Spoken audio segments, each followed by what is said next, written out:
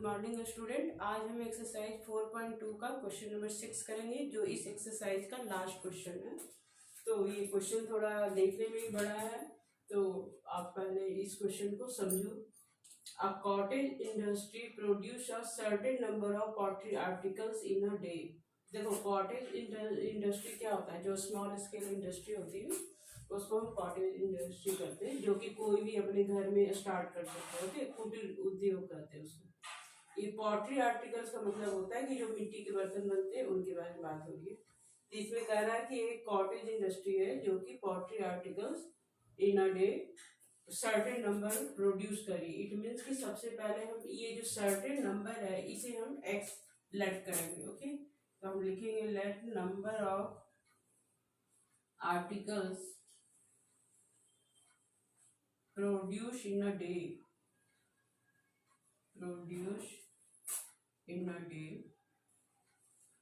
इसे आपने क्या माना है? एक्स माना है। ओके, अब इसके बाद क्या कह रहा है कि it was observe on a particular day that the cost of production of each article was 3 more than twice the number of article produced on that day. It means कि cost of one article equal क्या होगा? 2x plus 3। देखो, twice of the article यानी कि 2x और 3 मोर यानी कि plus 3। Okay, तब 2x प्लस 3। अब कॉस्ट है तो ये किस में होगा? रुपीज में होगा, है ना?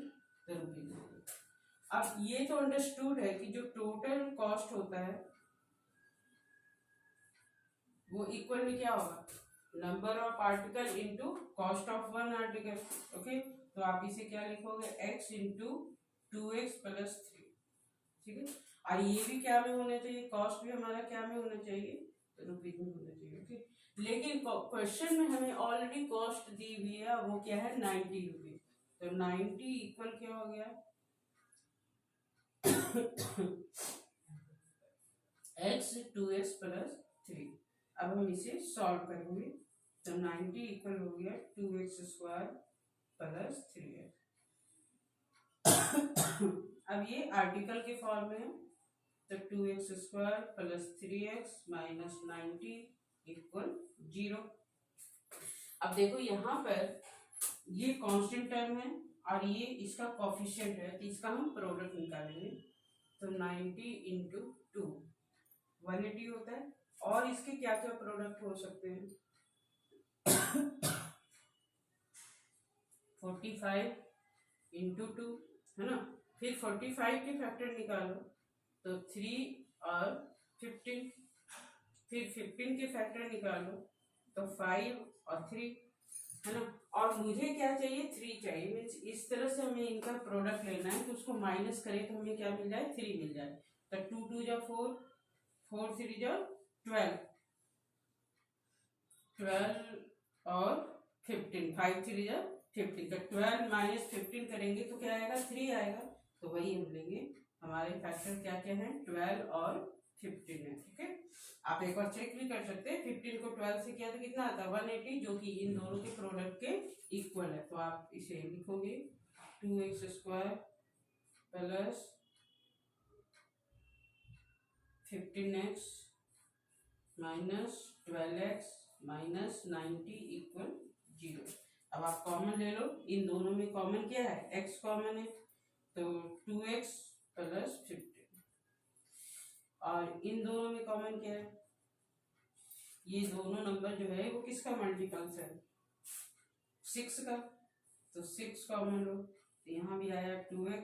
अब माइनस यहाँ पे कॉमन है तो ये प्लस हो जाएगा 2x प्लस 15। अब इसे 0 से आप इक्वेट करेंगे तो आपको क्या मिलेगा? अभी मैं ये मिटा रही हूँ, इसे फैक्टर्स को मिटा रही हूँ। तो इसे आप 0 से इक्वेट करोगे तो 2x प्लस 15, अब दूसरा क्या आ गया? x माइनस 6, यानी कि x की वैल्यू या तो 6 होगा या x की वैल्यू -15/2 होगा। तो निगेटिव में तो हो नहीं सकता नंबर ऑफ पार्टिकल, तो इसे आप रिजेक्ट करोगे, इसे आप एक्सेप्ट करोगे। यानी कि नंबर ऑफ पार्टिकल जो प्रोड्यूस हो रहा है वो कितने हैं, articles produced in a day, ये जो है वो कितना है x, यानी कि 6 है। ओके, अब कॉस्ट ऑफ वन आर्टिकल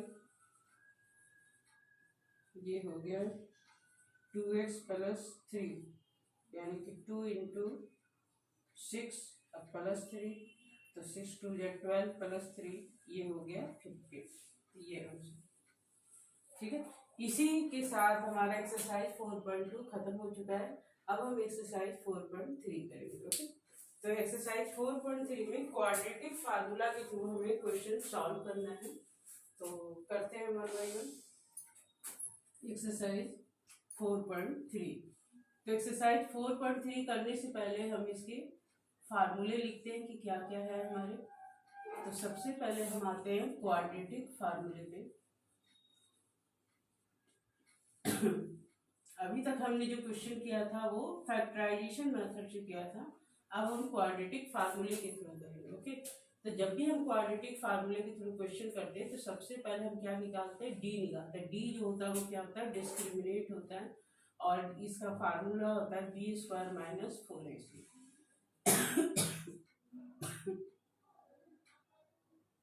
और डी की वजह से जो होते हैं आप नेचर ऑफ रूट फाइंड करते हो। ओके, तो टू फाइंड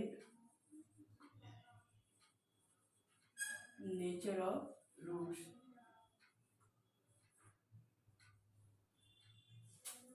अगर d की वैल्यू ग्रेटर देन 0 है, ग्रेटर देन 0 का मतलब क्या होता है, पॉजिटिव इंटीजर। ठीक है, तो इसमें जो जीरोज होंगे, अल्फा बीटा जो है, जीरोज जो होंगे वो क्या होंगे, zeros are real and distinct.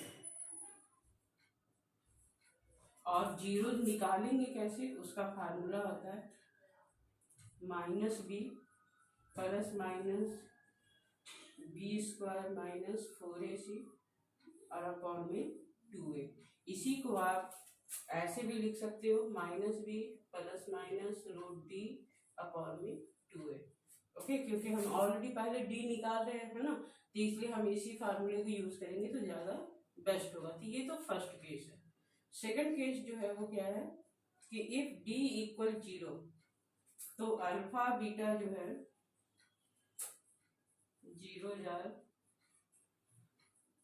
ये रियल तो होंगे लेकिन इक्वल भी होंगे।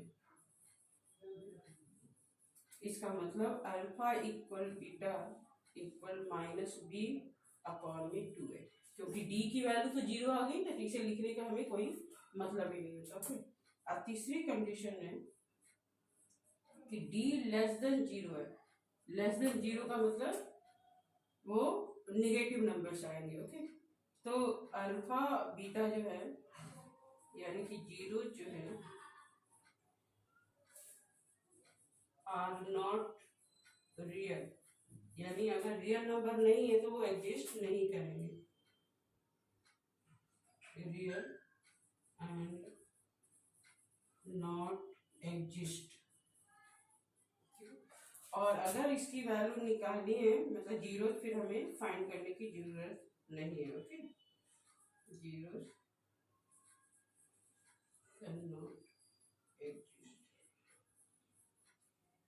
ओके, तो ये तीन कंडीशन है जिस पे हमारे क्वेश्चंस होंगे, एक्सरसाइज 4.3 का क्वेश्चंस होंगे। ओके, तो एक क्वेश्चन हम करके देखते हैं। पहले हम इसकी इक्वेशन लिखेंगे, ये ऑलरेडी हमें इक्वेशन की फॉर्म दिया हुआ है। ओके, तो एक्सरसाइज 4.3 का फर्स्ट क्वेश्चन,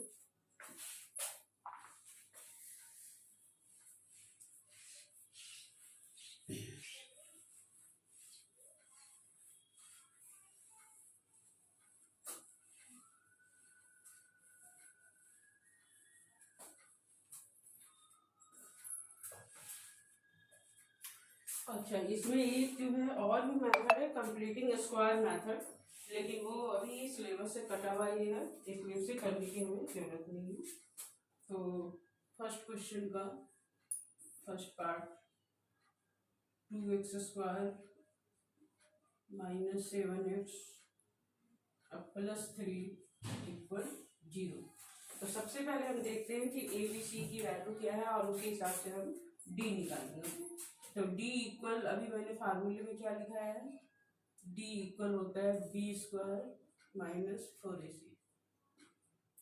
डी की वैल्यू है -7, 4 × 2 × c3।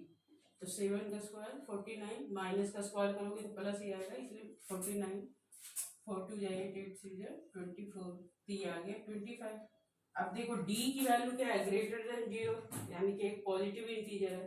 तो अल्फा बीटा जो है वो निकालने के लिए हम फार्मूला यूज करेंगे, -b ± √d/2a। तो माइनस, अब b की वैल्यू -7 है, d की वैल्यू 25 और 2a यानी 2 × 2। अब देखो माइनस माइनस क्या हो गया, प्लस, प्लस माइनस √25 5 होता है और अपॉन में 4। तो एक बार आप इसे प्लस करोगे, एक बार माइनस करोगे। ओके, तो 7 + 5 कितना हो गया, 12/4, ये कट के 3 आ गया। और अगर आप माइनस करते हैं तो 7 - 5/4, तो ये 2/4, ये कट के 1/2 आ जाएगा। ओके, तो 0 जो है वो हमारे क्या निकले, 3 और 1/2। इस तरह से ये इसका आंसर है। इस इक्वेशन के बाकी 4 पार्ट जो है वो आप खुद से करेंगे। Okay, thank you.